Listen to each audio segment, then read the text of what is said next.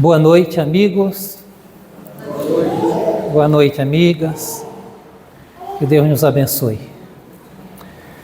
Deus nos proteja, nos alimente, nos fortaleça na fé que tanto precisamos. Alimento para a nossa fé. Um homem de fé. Tornarmos um homem de fé. Porque a fé é essa força que nos leva ao encontro de Deus. É algo que a gente não consegue explicar. De jeito nenhum. Não temos palavra para falar da fé. Mas ela existe. E a gente sabe que ela existe, ela está dentro de nós. Então, agarrar-se a essa fé. Pedir a Deus todo instante para fortalecer essa fé em nós. Que bom que nessa noite de chuva, em Bertiágua, às vezes a gente acha que Bertioga não é mais Bertiágua.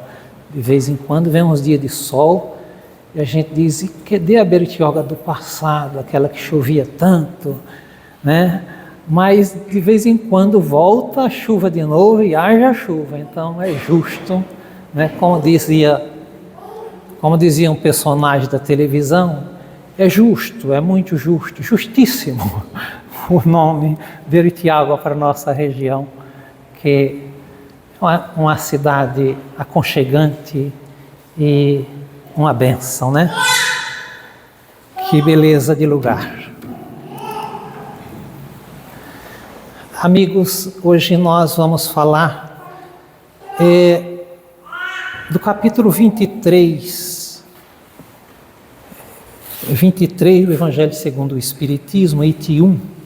O título é A Moral Estranha. Moral Estranha, essa é uma coletânea de passagens do Evangelho que Allan Kardec separou e colocou aqui nesse capítulo. São passagens que soa uma fala de Jesus, uma comunicação de Jesus com palavras, expressões que deixa a gente sem entender. Porque são coisas um pouco estranhas à natureza de Cristo. Por que Jesus falou dessa forma? Então, é por isso que Kardec colocou nesse capítulo todas aqui para que a gente pudesse refletir um pouquinho sobre elas de uma forma assim, em busca da coisa mais verídica, de que realmente Jesus queria dizer por tal coisas.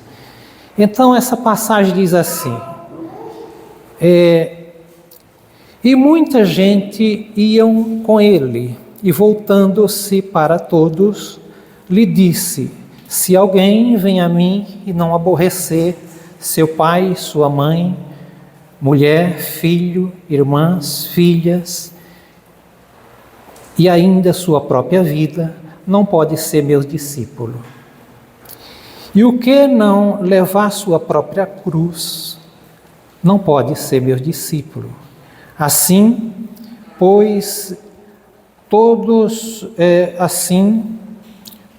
qualquer de vós que não dar de mão de tudo que possui, não pode ser meu discípulo. O que amar pai e a mãe mais do que a mim, não é digno de mim. E o que amar filho ou a filha mais do que a mim, não é digno de mim. Por isso que a gente começou falando que são passagens que deixam a gente um pouquinho sem entender como é que Jesus, com seu grande amor, que sempre falou sobre amar, deixou essa passagem. Odiar pai e mãe? Como assim? Como que se alguém não odiar pai e mãe não pode ser discípulo de Jesus? Se não odiar irmão, irmã, filho ou filha, não pode ser discípulo de Jesus. Então, ao longo dos anos, os grandes tradutores do hebraico vêm se debruçando sobre essas passagens a fim de traduzir, trazer para nós uma tradução mais próxima do que Jesus quis dizer. Alguns, aliás, vários tradutores dizem que há algumas palavras do hebraico que não têm tradução. Então, o que eles fazem? Procura algumas palavras da nossa língua que se aproxime o quanto mais daquilo que Jesus quis dizer. Então, hoje a gente já tem um pouco mais de recurso para interpretar essas passagens por conta das novas traduções, que agora, em vez de colocar quem não odiar pai e mãe, eles colocam aqui quem amar menos. Em algumas traduções está também aborrecer, quem não aborrecer pai e mãe. Mas esses grandes pensadores hoje já traz para nós essa tradução um pouco mais leve, aqui eles colocam quem amar menos seu pai, sua mãe, seu filho, sua filha, ou seja, quem não amar menos do que a Deus, esses entes queridos, não é digno de Jesus. Então, amar menos é a tradução dessa palavra colocada aqui, aborrecer ou odiar, que ficou mais fácil agora para a gente trabalhar, né? Então, quem não amar menos. Olha só, essa passagem ela está conectada com o primeiro mandamento da lei de Moisés. Vocês lembram? O primeiro mandamento da lei? Amai a Deus sobre todas as coisas, com todo o seu entendimento, com toda a tua força, com toda a tua compreensão. Amar a Deus sobre todas. Significa que está também aqui pai, mãe, irmão, irmã, tem que amar menos, né? Então a gente começa aqui a entrar nesse mandamento, que é o maior mandamento, né? O primeiro e o maior, e a gente começa a entender o que Jesus quis dizer por essas passagens, ou seja, por essa palavra. Amar a mesmo. E o que não desapegar-se, quem não desapegar-se, aqui está. Assim, pois, qualquer de vós que não dá de mão de tudo que possui, não pode ser meu discípulo. Ou seja, aquele que não desapegar-se de tudo que possui, não pode ser discípulo de Jesus. A gente é apegado a alguma coisa, gente? Somos apegados a alguma coisa? E como somos, né? Então, precisamos desapegar um pouquinho dessas coisas para poder seguir Jesus. Então, é isso, meus queridos. Aqui, em Mateus também está essa mesma passagem, que amar pai e a mãe mais do que a mim não é digno de mim, né? E a filho, a filha, ou seja, continua aqui a mesma passagem agora em Mateus, capítulo 10, 37. O anterior está em Lucas 14, 25. Amar, então é isso que a gente precisa fazer, meus queridos. Amar Deus sobre todas as coisas, principalmente aqueles que a gente ama tanto. Olha só, a família. Como é que a gente vai amar menos nosso próprio filho, que é aquele que a gente ama tanto, não é? A gente ama muito nossa mãe, não ama? Amamos muito nossa mãe. Mas sabia que a gente ama muito mais ao filho?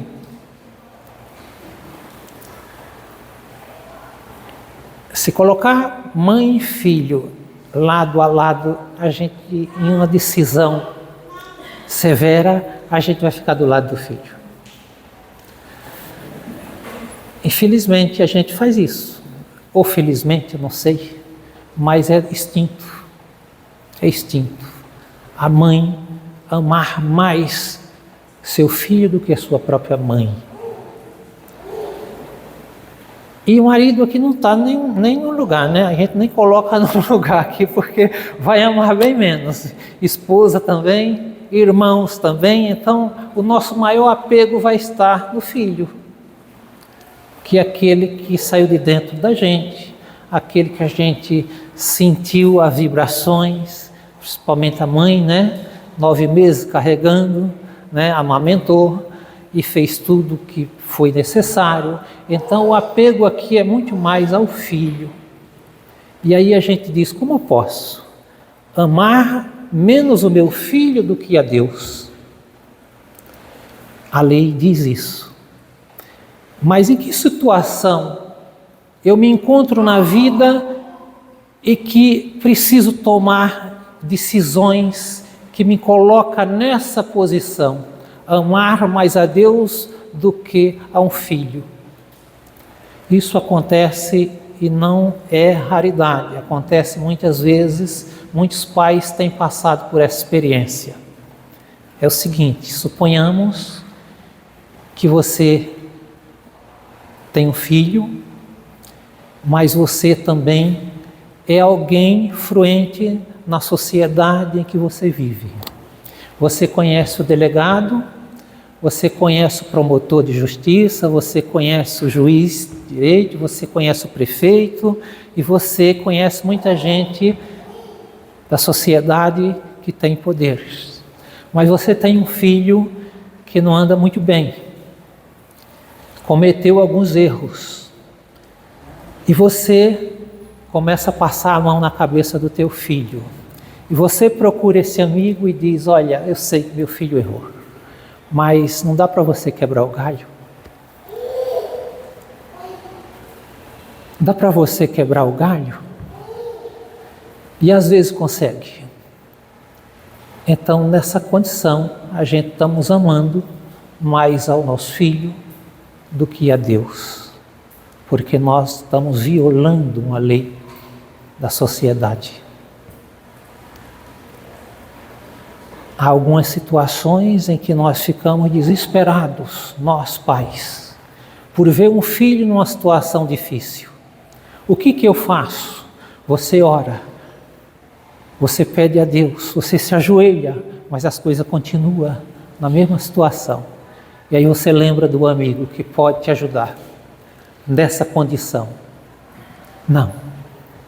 Amar mais a Deus do que ao nosso filho é a gente chegar para esse amigo e dizer, olha, eu tenho um filho, ele cometeu o erro, ele vai precisar de passar por esse jugo da lei. Já conversei com ele, filho, eu te amo, vou continuar te amando por errado que você esteja, mas você precisa se apresentar às autoridades e cumprir com os teus deveres. Aqui a gente está amando mais a Deus do que ao nosso próprio filho. É difícil fazer isso? É, mas é isso que Deus espera de nós. Em qualquer situação, a gente amar mais a Deus é colocando-se nessa condição. Conversar com teu ente querido, com teu filho, com tua esposa ou com o teu pai, aquele que violou a lei perante a sociedade e dizer, eu te amo. Aconteça o que aconteça, eu estarei contigo. Mas precisamos esclarecer os fatos e você cumprir com os seus deveres perante a sociedade. Isso não é raro acontecer, essa prova, essa experiência com alguns pais. Amar a Deus, meus irmãos. O que é amar a Deus? Jesus Cristo, no capítulo 14 de Mateus e 12, ele começa dizendo assim para os discípulos, já não tenho mais muito tempo para ficar com vocês. Mais um pouco e vocês não me verão mais. O mundo não me verá mais. Mas vocês me verão, porque eu vivo e vocês viverão. Nesse dia vocês observarão que eu estou no Pai. O Pai está em mim e eu em vocês. Aquele que me ama, ouve as minhas palavras e obedece os meus mandamentos. Agora a gente aqui tem mais uma ferramenta para entender o que é amar a Deus. E quem de nós amamos a Deus ou até onde estamos amando a Deus? Quem ouve as minhas palavras e cumpre com os meus mandamentos, esse é que me ama. Então, nós podemos fazer um exame aqui de consciência, particularmente cada um de nós, e podermos entender que percentual estamos amando, a que percentual estamos amando a Deus diante das nossas obrigações, das experiências que estamos vivendo e também do curso da vida. Nesses 10 anos, o que tenho feito? Que decisões eu tenho tomado? Perante a sociedade, perante o outro. Estou ouvindo a palavra do Senhor? Estou cumprindo com esses mandamentos? Em que percentual? É isso, é esse percentual que vai dizer o quanto você está amando a Deus até então, nessa vida. O amor a Deus é isso, meus queridos, é provado com as experiências que a gente vai vivendo na vida, é pela prática, não basta só chegar na nossa cabeça, porque conhecimento é muito interessante, mas ele está só na nossa cabeça. Chega o conhecimento pelos estudos, pelas informações, pela palestra, pela uma conversa, por tudo aquilo que a gente recebeu dos nossos pais, durante nossa educação, está na nossa cabeça. Mas para que ele se torne realmente sabedoria em nós, ele precisa descer para o coração. Não pode permanecer só na nossa cabeça. E a distância maior que nós temos a percorrer nessa vida, vocês sabem qual é? Qual é a distância que nós temos que percorrer maior nessa vida? É essa que separa a cabeça do coração. Parece pertinho, mas é muito distante. É muito distante fazer esse caminho, levando todo esse conhecimento que está na nossa cabeça, que chega pelo ouvir, pelo olhar, pelo entendimento, fazer chegar ao coração. E é muito difícil esse caminho, porque entre a cabeça e o coração tem um deserto. E esse deserto nós temos que trilhar, meus queridos. É o deserto da vida. Todos nós temos que passar por esse deserto. E andar no deserto não é nada fácil. Tem fome, tem sede, tem miragem, tem desengano, falta de coragem, falta de fé, os pés doem, a cabeça também dói, calos, perseguições, mas é o deserto. Deserto esse que nós precisamos atravessar. Às vezes a gente vai adiando as coisas, vai adiando a ponto que poderíamos aqui até pegar como analogia o êxodo de Moisés. Moisés saiu do Egito rumo a Canaã, uma viagem que a pé é possível ser feita em 30 dias caminhando. 30 dias de caminhada. Moisés, com o povo hebreu, passaram 40 anos para fazer esse caminho, dando volta no Sinai, no deserto do Sinai. Passava pelo mesmo lugar. voltas e mais voltas, 40 anos, para fazer um trajeto apenas que demorava 30 dias em linha reta. E por que que ele demorou tanto? O mesmo motivo a gente está fazendo. É pelo mesmo motivo que a gente está fazendo esse caminho tão longo, o deserto da nossa vida, dando volta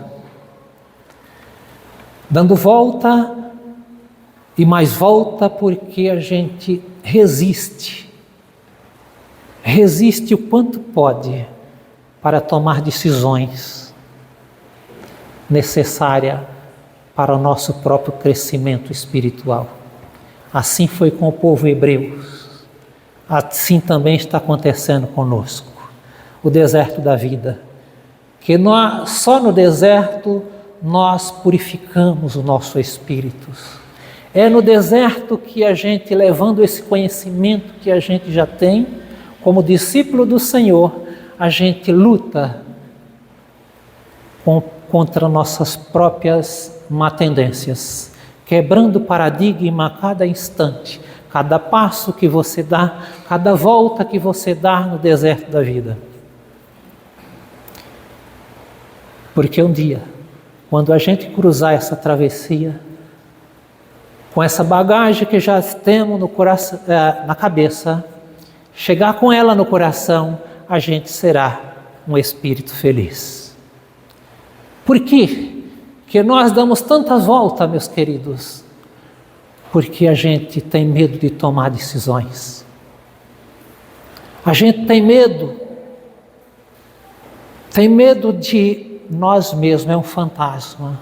E às vezes a gente, na experiência da vida, em todas as oportunidades que Jesus nos vai dando dentro desse deserto, a gente vai adiando para amanhã, para depois da manhã, e não toma as decisões necessárias, e aí as coisas vão ficando cada vez mais difíceis, porque as voltas que a gente dá no deserto, cada vez mais fica no deserto, mais se machuca.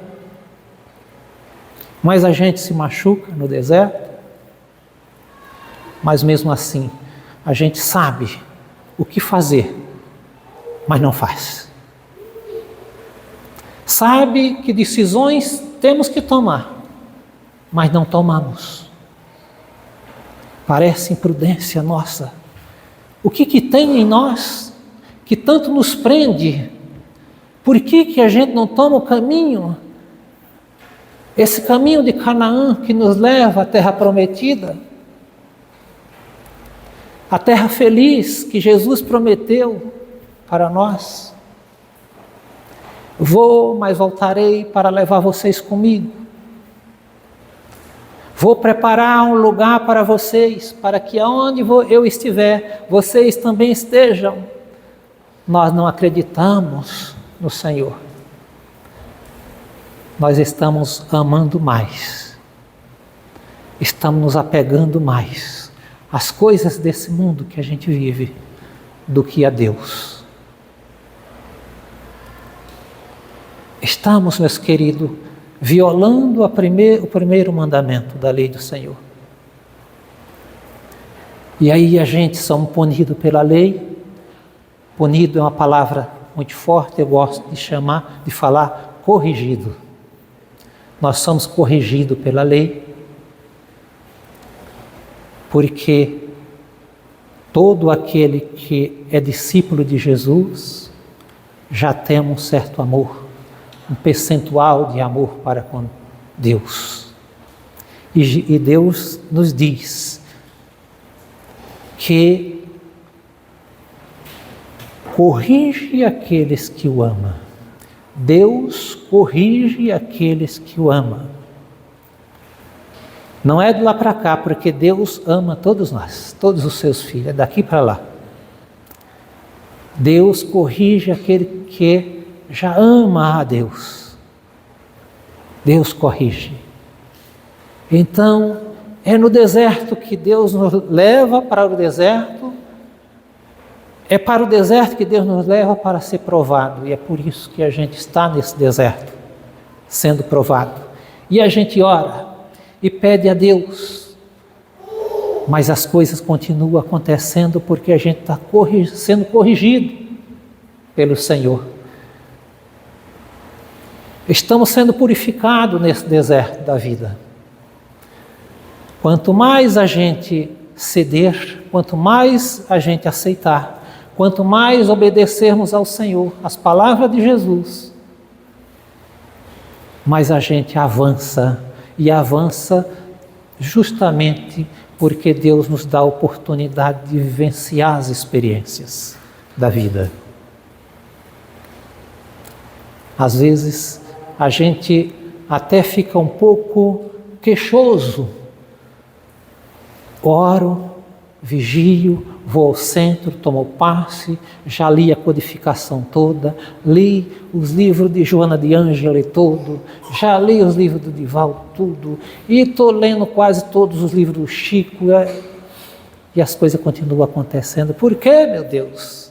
Quanto mais oro, mais assombração me aparece. É que você já está amando a Deus, e Deus, com sua misericórdia, está te corrigindo, dando oportunidade para você, nesse deserto da vida, tomar suas decisões e ver onde está doendo, e através dessa dor que está te afligindo, você descobre onde precisa de mudança. Onde é que está precisando de mudança? Como Santo Agostinho fala, né? Lá na 919, Livro dos Espíritos, questão 919. A gente descobre onde em nós precisa mudança. É quando dói. Nesse deserto da vida, a gente sente dores, sente frio, calos nos pés, dor de barriga, perseguições, calor do sol está doendo. Por quê? Para nos ensinar, para nos mostrar onde está precisando de mudança. Para que a gente façamos essa mudança e ande em linha reta dentro desse deserto, levando essa bagagem que já nos foi dada, meus queridos, que está na nossa cabeça, mas que precisa chegar ao coração. Porque enquanto está só na cabeça, é apenas conhecimento. E segundo nosso irmão Emmanuel, ele diz que conhecimento é a antessala da sabedoria. E às vezes a gente se confunde achando que conhecimento já é sabedoria. E não é. Porque quando você pega esse conhecimento e entra no deserto, você vê que de nada sabe. Mas um dia a gente fará, um dia a gente completará essa jornada e todo esse conhecimento chegará ao nosso coração e a gente nos tornará esse ser sábio.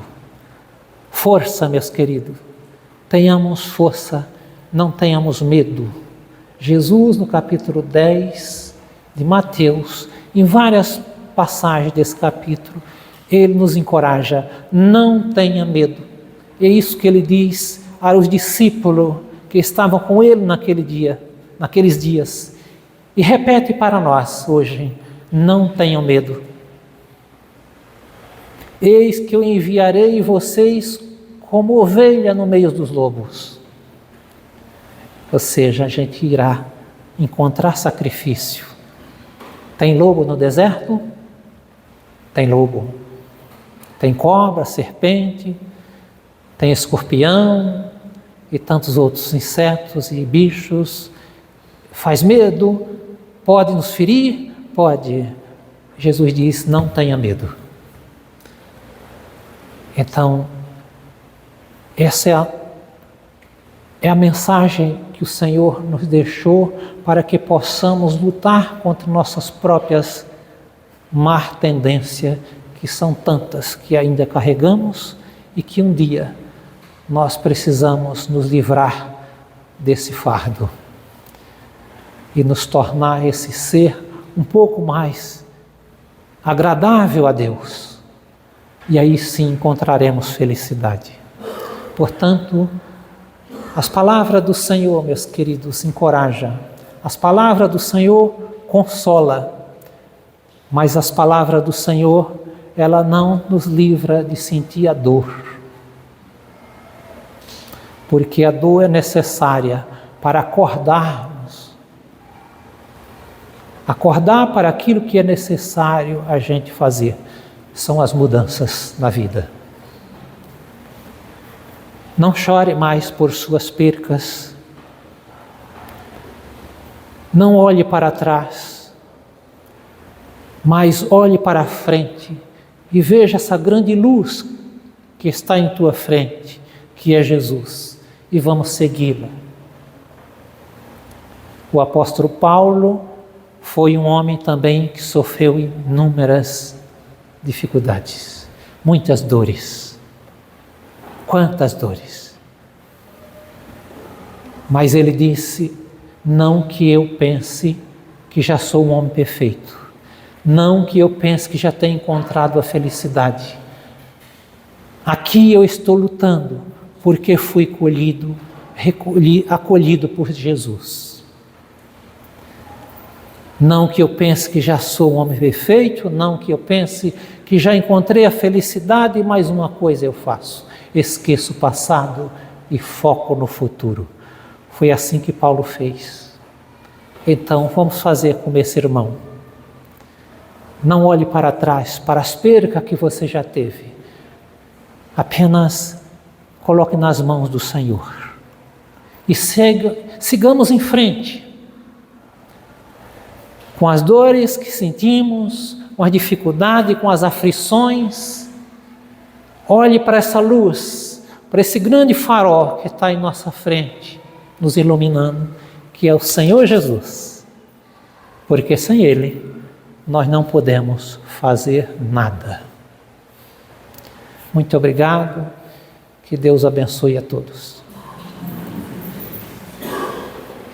Senhor Deus, Pai amado, com teu inefável amor, aqui te peço, Senhor, em nome de Jesus, que nos ampare, nos console, nos alivie o fardo, Senhor, e nos dá encorajamento, perseverança no caminho do bem.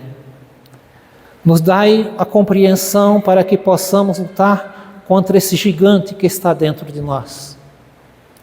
Que possamos, Senhor, a cada instante ir vencendo nossas próprias dificuldades e nos aproximando de Ti a cada instante.